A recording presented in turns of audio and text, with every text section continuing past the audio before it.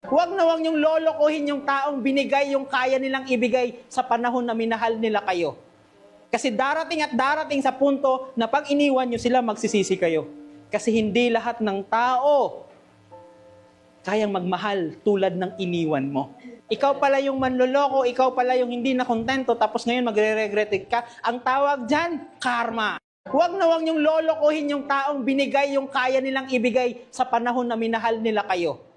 Kasi darating at darating sa punto na pag iniwan nyo sila, magsisisi kayo. Kasi hindi lahat ng tao kayang magmahal tulad ng iniwan mo.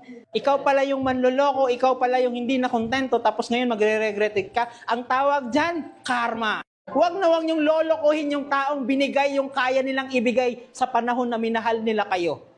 Kasi darating at darating sa punto na pag iniwan nyo sila, magsisisi kayo. Kasi hindi lahat ng tao kayang magmahal tulad ng iniwan mo. Ikaw pala yung manloloko, ikaw pala yung hindi na kontento, tapos ngayon magre-regret ka. Ang tawag dyan, karma. Huwag na huwag niyong lolokohin yung taong binigay yung kaya nilang ibigay sa panahon na minahal